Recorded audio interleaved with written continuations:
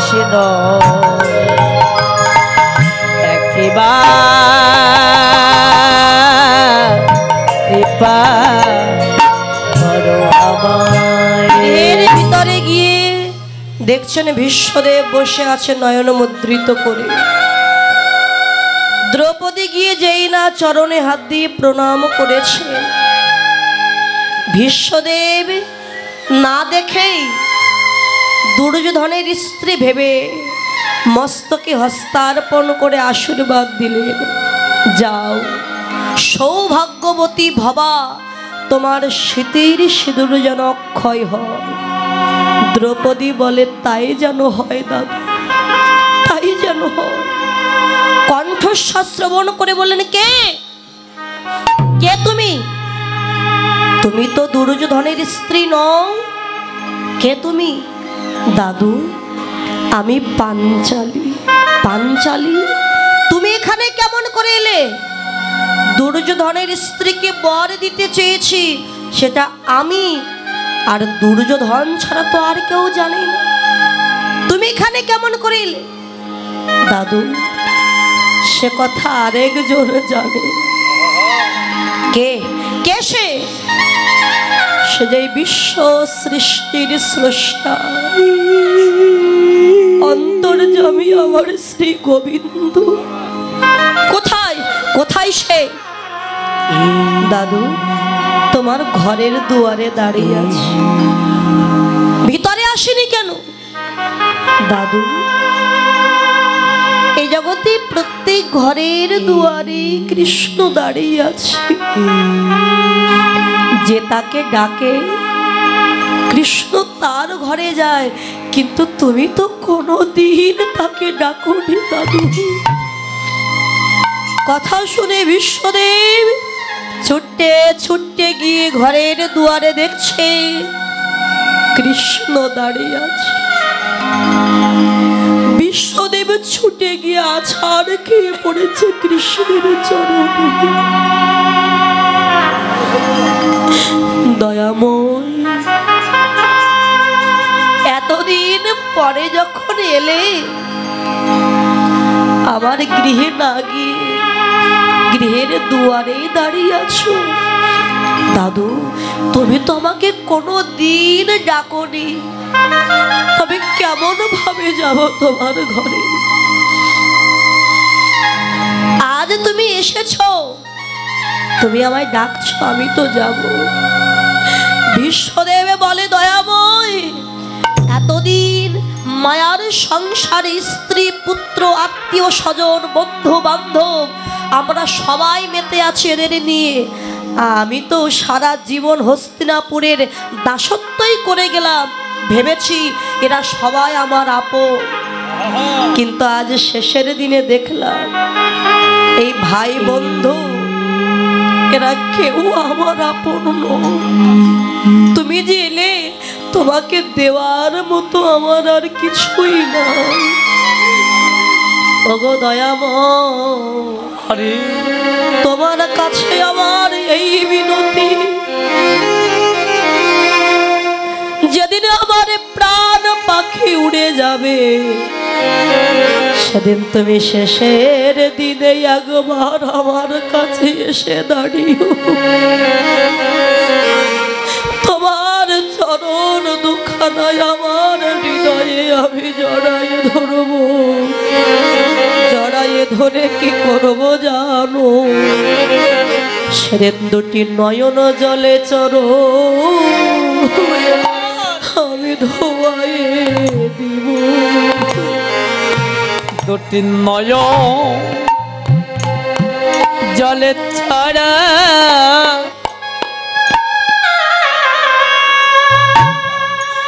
আমি তোমাকে দিব। দুটি নয়ন জলে ছাড়া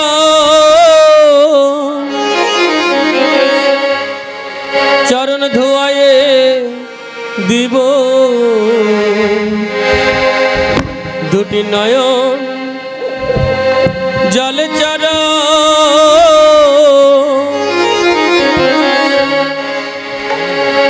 আমি ধোয়ায়ে দিব। যেদিন আমার প্রাণ পাখি উড়ে যাবে,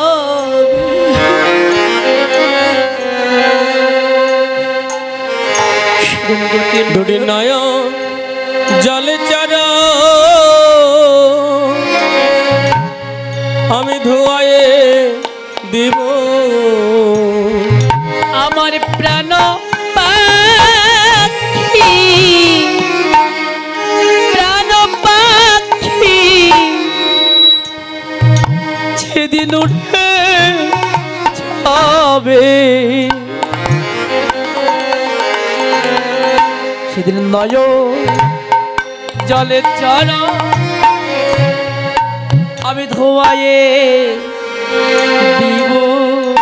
সেদিনে যেন কাঙাল বলে আমায় দিও না ফেলে,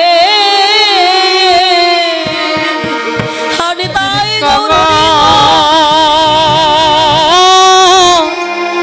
বলে আমায় দিও তো ফেলে, তোমার ওই চরণে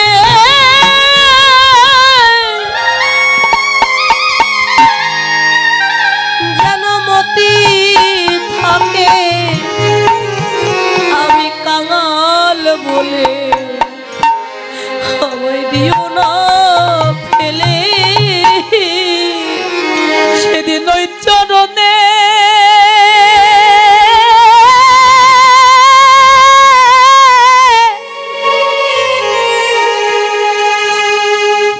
আমার মতি মতি থাকে, সেদিন কাঙাল বলে আমায় দিও না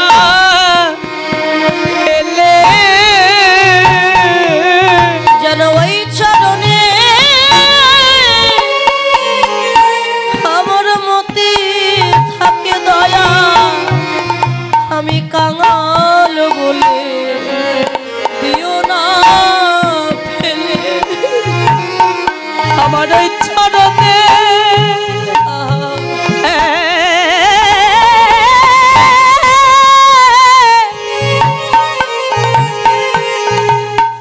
আমার মতি মতি থাকে, যেন কাঙাল বলে আমায় দিও না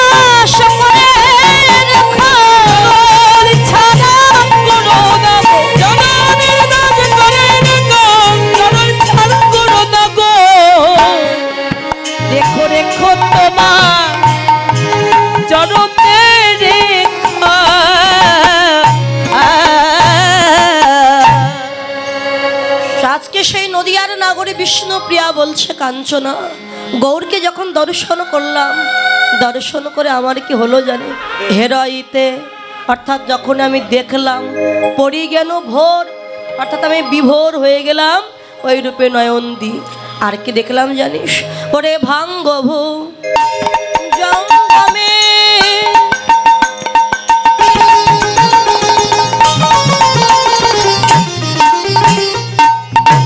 দংশিল মজমন। ওরে ভাঙ্গবু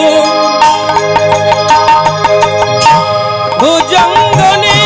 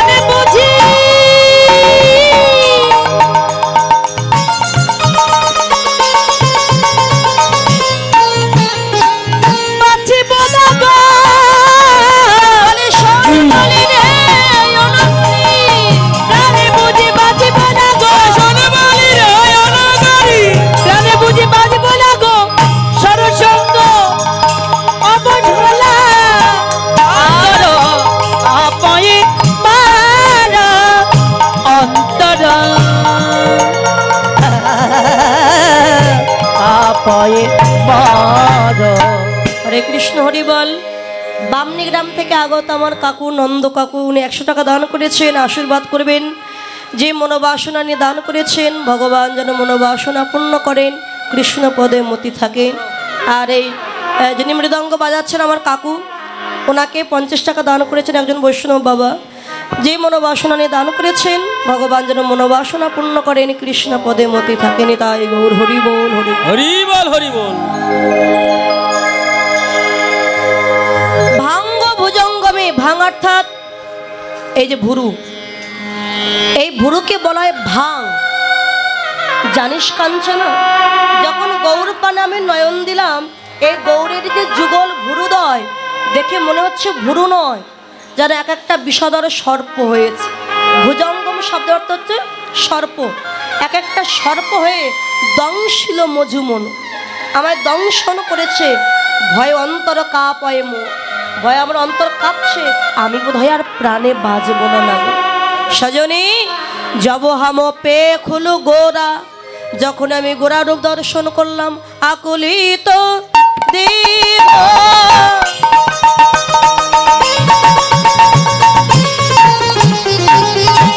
বিদিগো নাহি পাওয়ায়ে। ওরে আকলিত দিগ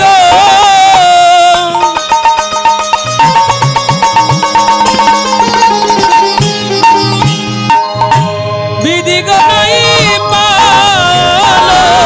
আকুলিত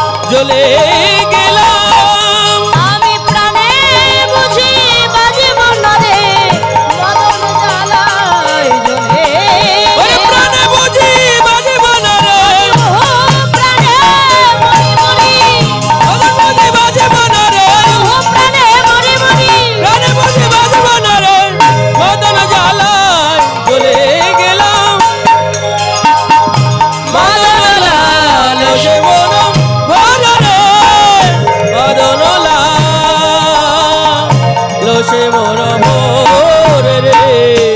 দিকে বিদিকে সব শূন্য হয়ে গেছে। ওমা, যদি কেউ একটা সুন্দর রূপের মানুষ দেখে, এই যে আপনার কীর্তন শ্রবণ করতে এসেছেন, এসে যদি কোনো সুন্দর রূপের মানুষ অর্থাৎ সুন্দর ছেলে কেউ দেখে, মায়েরা মনে মনে ভাবে এত সুন্দর ছেলে যদি আমার ছেলে হতো, যদি আমাকে মা বলে ডাকতো কত ভালো হতো। দেখুন, সুন্দর তো সবাই, ভগবানের সৃষ্টি কোনোটাই খারাপ নয়, সব সুন্দর। তথাপিও তাদের মধ্যে যদি কেউ সুন্দর রূপ আমরা দেখি, তাহলে যতদিন বেঁচে থাকবো ওই রূপের কথা কিন্তু মনে থাকবে, তাই না মা? যে অমুক জায়গায় কীর্তন শুনতে গিয়েছিলাম, এত সুন্দর একটা মেয়ে দেখেছিলাম যে আমার জীবনে এমনও রূপ আমি কোনোদিন দেখিনি। তাহলে জাগতিক জগতের মানুষের রূপ দেখে যদি ভুলতে না পারি, ভগবানের রূপ দেখলে কি আর ভোলা যায়? নাগরী, ওই গৌরব নয়ন দিয়ে আমার দিক বিদিক শূন্য হয়ে গেছে। আমার কে আপন কে পর, কোনটা ভালো কোনটা মন্দ সব ভুলে গেছি। আমার আর বাহ্যিক কোনো জ্ঞান নাই রে নাগরী। মদন লালসে মনোভরা, মদন জ্বালাই জ্বলে গেলাম, মুহু প্রাণে মরি মরি, এখন উপায় কিবা করে। নাগরী, অরুণিত লোচনে তেরা ছয় অবলোকনে, অরুণিত লোচনে আরে অরুণিত লোচনে তেরা ছয় অবলোকনে, লোচনে পরীক্ষে কুসুম সরসাধে ইহা মরি রে, করিতে কুসুম সব সাথে আহা মরি রে, করিতে কুসুম সব সাথে আহা মরি রে, করিতে কুসুম সাথে। আরে জীবইতে জীবনে কেউ নাই পাওলো, রহিতে জীবন কেহ নাই পাওলো, রহিতে জীবন কেহ নাই পাওলো। ডুবল গঙ্গায় অগাধে গো, যুগল গঙ্গায় জলে গো, এবারে অকুলে ভাসলা, অকুলে ভাসলা, ওরে অকুলে ভাসলা, অকুলে ভাসলা, কুলহারা হয়ে আমি অকুলে ভাসলাম, কুলহারা হয়ে আমি অকুলে ভাসলাম। ডুবল গঙ্গায় অগাধে গো, যুগল গঙ্গায় জলে গো। নাগরী, আমার নয়ন জলে যেন বুক ভেসে যাচ্ছে, ডুবল গঙ্গা অগাধে। আমার কুল হারিয়ে আমি ফেলেছি। আমাদের দুইটি কুল, আমার নারীদের দুইটি কুল, বাপ কুল আর শ্বশুর কুল।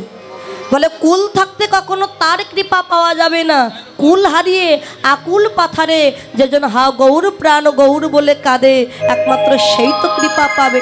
আমি যদি বলি গৌর বলে কাঁদবো, কিন্তু কি করে কাঁদবো? আমার যে ঘরে শাশুড়ি ননদি আছে, তারা যদি আমাকে গঞ্জনা দেয়, বলে এই লজ্জা ঘৃণা ভয় তিন থাকিতে নয়, সব কিছু পরিত্যাগ করো, পিছু টান যতক্ষণ থাকবে, পিছু টান থাকলে তারপর তো কখনো গৌর গোবিন্দ কৃপা লাভ হবে না। সব কিছু পরিত্যাগ করে আত্মনিবেদন করে দাও আমার চরণে। জগতে সবই কিছু অসার, আর সার হচ্ছে একমাত্র আমার গৌর গোবিন্দের রাঙা রাতুল চরণ। হ্যাঁ রে নাগরী, তোরা তো আমার বাল্য সঙ্গিনী, ব্যথার ব্যথী। আমার যে বর্তমানে গৌর দেখা ব্যাধি হয়েছে, এই ব্যাধি থেকে মুক্তি পাওয়ার যদি কোনো ঔষধ কিংবা কোনো মন্ত্র তোরা যদি জেনে থাকিস, একবার কৃপা করে বলে দে। নাগরিকগণ চিন্তা করলেন, আমরা জানি যদি কেউ বিষ পান করে বাবা, বিষ দিয়ে বিষক্ষয় হয়। যদি কারোর চরণে কাটা বিঁধে যায়, কাটা দিয়েই কাটা বাহির করতে হয়। স্নান করতে গেলে